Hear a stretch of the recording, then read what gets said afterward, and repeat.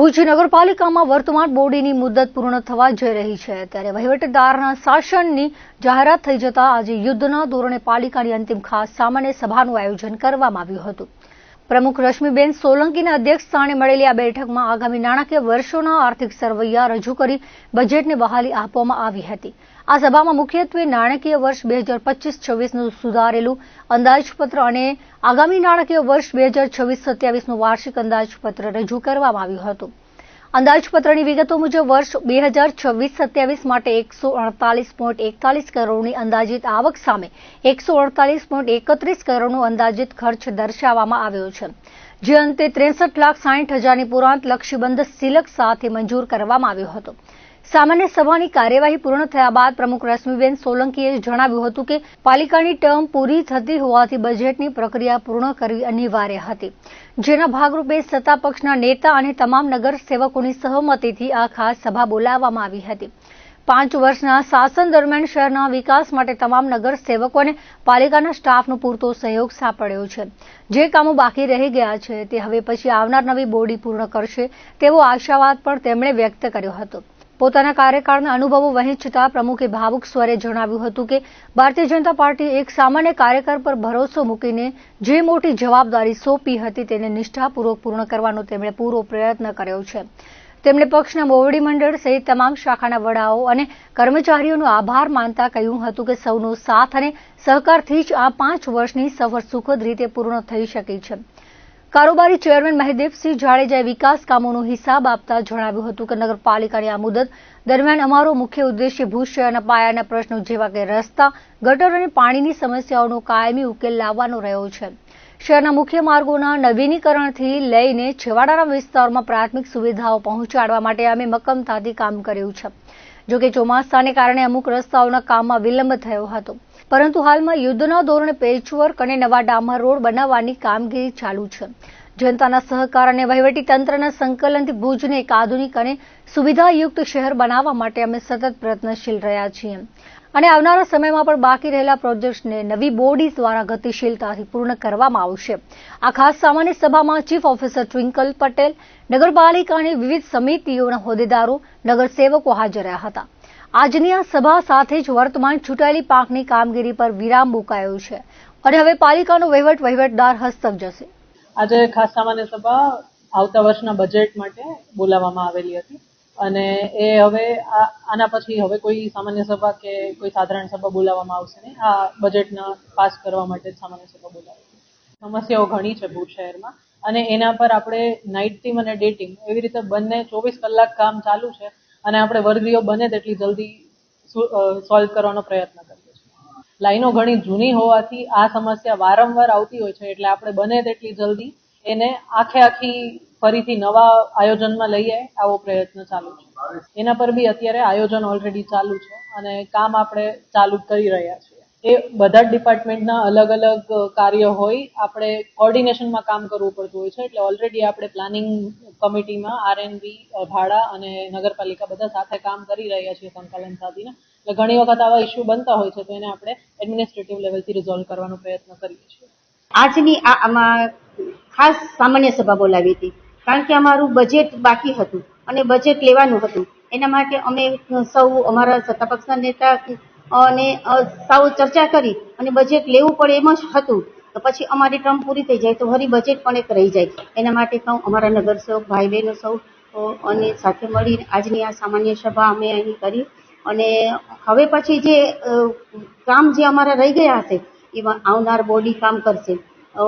અમે અમારાથી જેટલા પણ કામ થયા છે એનો અમે અમારા સૌ નગરસેવક ભાઈ બહેનોએ પૂરો પ્રયત્ન કર્યો છે અને અધૂરા થશે એ આવનાર બોડીવાળા કરશે।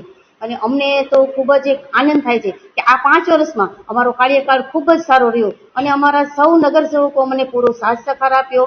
અમારા સૌ બ્રાન્ચ હેડોએ, નગરપાલિકાના સ્ટાફગણે મને સાથ આપ્યો અને જે મારી ટર્મ પૂરી કરાવી એમાં મને ખૂબ જ આનંદ છે અને મારા પાર્ટીનો પણ હું ખૂબ ખૂબ આભાર માનું છું। એક નાના કાર્યકર તરીકે આજે મને મોટી જે જવાબદારી આપી એના માટે હું મારી ભારતીય જનતા પાર્ટીનો પણ ખૂબ ખૂબ આભાર માનું। બજેટની તમને બુક આપશું, એટલે બજેટના આટલા મોટા બોલી શકું એમ નથી, એટલે અત્યારે તમને એ બુક આપીશ, તમે જોઈ લેજો અને આજનું બજેટ માટેની જ ખાસ સામાન્ય સભા હતી. ખાસ સામાન્ય સભાની અંદર આપણે બજેટનો જ પ્રશ્ન લીધેલા હતા તમામ. અને વાત કરું તો 2.5 વર્ષ દરમિયાન આપણે નવનિયુક્ત બોડી આવીને પછી 2.5 વર્ષ દરમિયાન આપણે ભુજ શહેર માટે શું કર્યું, તો ખાસ કરીને આપણે જે ભુજ શહેરનો અગત્યનો જે પ્રશ્ન હતો વોકવેનો, તે સંપૂર્ણપણે આપણે પાર કરી અને ભુજ શહેરને આપણે ભેટ આપેલી છે. ત્યારબાદ અટલ ભવન એટલે કે નવી નગરપાલિકા, વર્ષોથી જે કખડધજ જે નગરપાલિકા હતી તે આપણે સંપૂર્ણપણે નવી બનાવી અને મહાનગરપાલિકા પણ ભુજ શહેરને પ્રાવધાન મળે તો આ જ બિલ્ડિંગ એ ઉપયોગી થઈ શકે એમ છે. ત્યારબાદ કલેક્ટર ઓફિસથી કરી અને માંડવી ઓક્ટોબર સુધી જે જૂની લાઇટો હતી તે હેરિટેજ લાઇટો અને હેરિટેજ પોલ સાથે આપણે ભુજ શહેરને અર્પણ કરેલું છે. ખાસ કરીને રોડ લાઇટની અંદર ખેંગારબાગથી ઓરફેડ હાઈસ્કૂલ આપણે જે રોડ છે તે થીમ રોડ આપણે આપેલો છે. નવી 1400 જેટલી LED લાઇટો આપણે ભુજ શહેર માટે નવી ખરીદી કરેલ છે અને જે ટેન્ડર આપણે ઓનલાઈન કરેલું હતું એ 50% નીચું આવેલું છે. એટલે આપણે 40 લાખના ટેન્ડરમાં માત્ર 20 લાખ રૂપિયામાં આપણને 1400 લાઇટ મળેલી છે. તેવી રીતના 18 વોલ્ટની આપણે 1400 લાઇટ, 70 વોલ્ટની આપણે 450 લાઇટ, ત્યારબાદ 3 હાઇડ્રોલિક મશીન આપણે આપણી બોડી આવ્યા પછી ભુજ શહેર માટે અર્પણ કરેલા છે. ત્યારબાદ પ્રમુખ સ્વામી ચોકડીથી કરી અને ભાટિયા સમાજવાડીનો જે મુખ્ય રોડ છે એ આવનારા દિવસોની અંદર તે ખુલ્લો મૂકવામાં આવશે અને ત્યાં પણ હેરિટેજ લાઇટો આપવામાં આવશે. ત્યારબાદ 5 માસ્ક જે ઓલફેડ સર્કલ અને જ્યુબિલી સર્કલ પાસે જે હાઈ માસ્ક લાગેલા છે તેવા જ 5 જગ્યાએ આપણે નવા નાખવાના છે. તેની અંદર મંગલમ, પછી હોસ્પિટલ રોડ છે, RTO સર્કલ છે, પ્રમુખ સ્વામીનગર છે, તેવી અલગ અલગ જગ્યાએ 5 હાઈ માસ્ક જ્યાં એક્સિડન્ટ ઝોન રહેલા હતો અને લાઇટની ખપત હતી ત્યાં કને આપણે હાઈ માસ્ક લગાડીશું. ત્યારબાદ SBM શાખાની વાત કરું આપને તો SBM શાખાની અંદર આપણે જે જૂનો ગૌરવપથ રોડ હતો તેને આપણે આઇકોનિક રોડ તરીકે સરકાર દ્વારા અલગ ગ્રાન્ટ મળેલી હતી, તેનામાંથી આપણે તે કામ કરાયું છે અને તે કામ પ્રગતિમાં છે. ત્યારબાદ ડમ્પિંગ સાઇડ ઉપર આપણે બાઉન્ડ્રી વોલનું કામ કરેલું છે 26 લાખના ખર્ચે અને ડમ્પિંગ સાઇડ ઉપર 1,11,622 મેટ્રિક ટન કચરો આપણે આ બોડીએ સાફ કરેલો છે, જે સરાહનીય કાર્ય આખા ગુજરાતની અંદર બીજા નંબરે આવેલ છે. ત્યારબાદ સ્વચ્છ ભારત મિશન અંતર્ગત આપણે નગરપાલિકાને નવા ટ્રેક્ટરો આપેલા છે, નવા સ્વીપર મશીન આપેલા છે જે નાઇટના રાત્રિ સફાઈ કરે છે, જે માણસો દ્વારા અને માણસોને તકલીફ દૂર થાય એ માટે થઈને સ્વીપર મશીન ગામમાં ફરતા હોય છે. ડોર ટુ ડોર માટે અલગ સાધનો આપણે લીધેલા હતા અને તે પણ આપણે હાલમાં ઉપયોગી છે.